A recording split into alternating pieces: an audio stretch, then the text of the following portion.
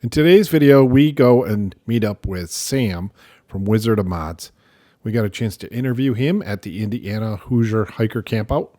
He does modifications to bushwhackers, hiker trailers, and many other variety of trailers, from solar batteries to specifically his awning room is what he's famous for. This is Sam with Wizard of Modz, correct? Wizard of Modz LLC here in Indiana. So we've seen a lot of trailers as we've gone around with these on here, and we keep on putting your little logo in there so people know about it. So what made you come up with this idea? So we bought our camper in May of 22, tore it apart, and we got it ready to go for a first trip in October of 22.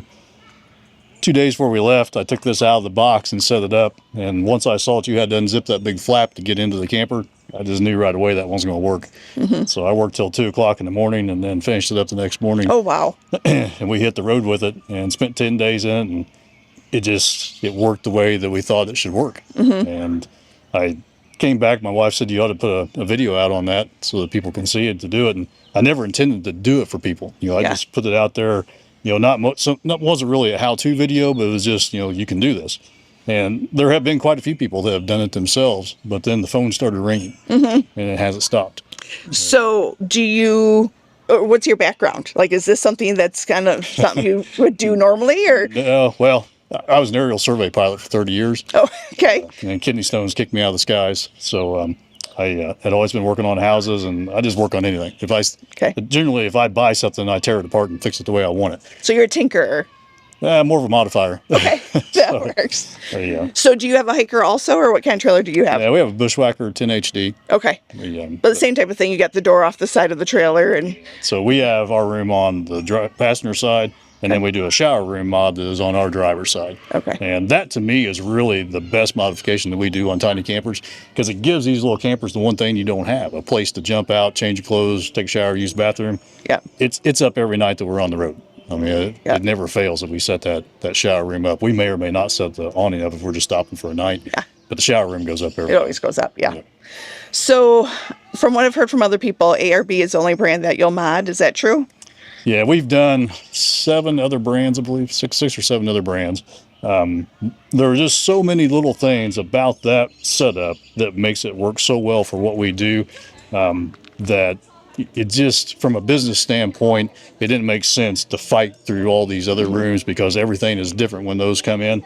One of the biggest things right off the bat is the flap is bigger on the ARB than any other camper. So I really try to stay inside of that flap and not have to go through the zippers. Yeah. On the hikers, I don't have a choice with the fenders because of where the placement on it is. But there's just so many little details about it. And the bad thing is they've decided to discontinue production of their awnings and rims. Oh, no. And I don't think they know what they have. And it costs a little more than other brands. And it's so hard to sell people on quality. Yeah. It's just people see a $200 awning and think it looks the same as what that does, and think they're going to get the same thing. And unfortunately, in the end, they don't. No, exactly. So, you pay for what you get in a lot of cases. And what I like to say is these suck the least. Because there you go. Straight pole awnings are awful. Now, I notice you have a pole system that it puts an arch to the top so that the raindrop runs off easier. Yeah, that was our second trip. We hit the rain, and I discovered that it needs a lot of help. So I started working on this, and I had it going for 2 years before I said anything to anybody about it, because I didn't want to put it out there and have it not work. And it's not perfect by any means, because you have to be somewhat agile to put it up. You have to have some hand strength to put it up. But if you can find the right combination and get it up and get it set the way it should be, it works great. We've been all over the country with it, and like I said, we've just beat the death out of it, and have been very pleased with it. So, how many of these have you done? This is number 138. Okay. Right, so we have almost 160 of them scheduled to do. And so your name is definitely getting out there, and your phone's ringing. Yeah, it's emails every day and messages from Messenger. But like I said, they've discontinued the production, but oddly enough, we're still getting the first generation rooms new in the box. Oh, okay. So I don't know how many were actually imported into the country, but I don't see a shortage of them. If I know there's a sale somewhere, I'll say, this is a better deal here. But now I do know that the 6.5 foot awnings are out. I haven't been able to find one of those for about 6 months. And this is eight and a half? An 8. Okay. By 8. Yeah. So how long does it take for you to mod one of these It takes all day. All day. Yeah. Yeah. I look somewhere 8 to 9 hours to do one because there are so many little things that you have to do. You have to get it set up right to begin with. If you can't get it set up right, it's not even worth my time to do it. And so many people contact me, and the first thing I ask for is pictures of their camper because I want to see how that roof rack is set. And there's so many different brands of campers on the market today, and so many different types of roof racks. And if that roof rack isn't where I need it to be, I'm not going to waste their time and money to come and do this, if it's not going to work the way I want it to work. So unfortunately, I have to tell so many people that it just won't work. I heard from them that you modded kind of their brackets to make this all work too. So I make the brackets. Okay. I call them riser offset brackets because you have to get the awning at the right height to start with. That's key. And then it also needs to sit in the correct position laterally on your camper in order to get the wall of the room to be in the right place. Those are two keys that you have to have right off the bat before you even start this. So in the hikers, I fought with them for, first 4 or 5 I did trying to find the sweet spot. Brands, hiker. We've done Boreases.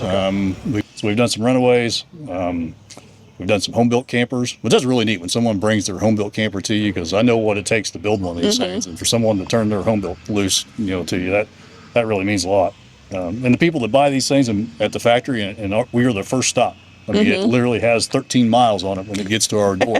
And they hand it over to us, and I'm like, okay, here we go.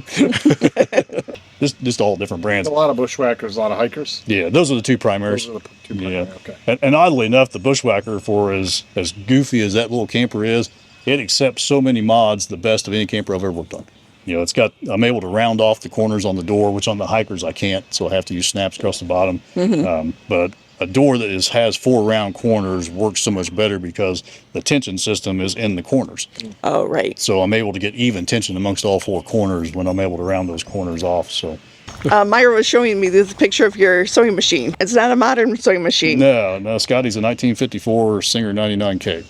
Yeah. So why do you use one like that?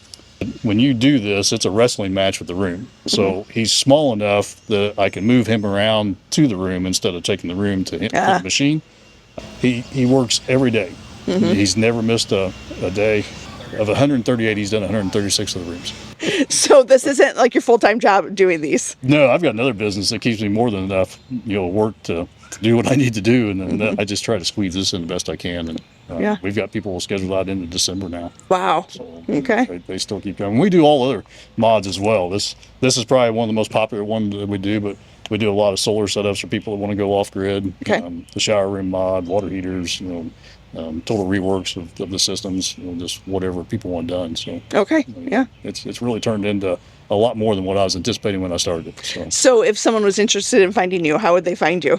So we have a Facebook page, the Wizard of Modz. Okay. They can contact us through email, the Wizard of Modz at gmail.com. But everybody seems to find us through the Facebook page. Yeah. The word of mouth is working well for you at this point. Yeah, if I got any busier, I'd be in trouble. Right. So, So then do you have a list of the things that you do to trailers on there? I should, but I don't. People come up with some wild ideas and want me, to do things to them. If I think it's not going to be detrimental to the camper, we'll discuss it. Well, thank you. Appreciate it. Well, thank you very much. Thanks. Yeah.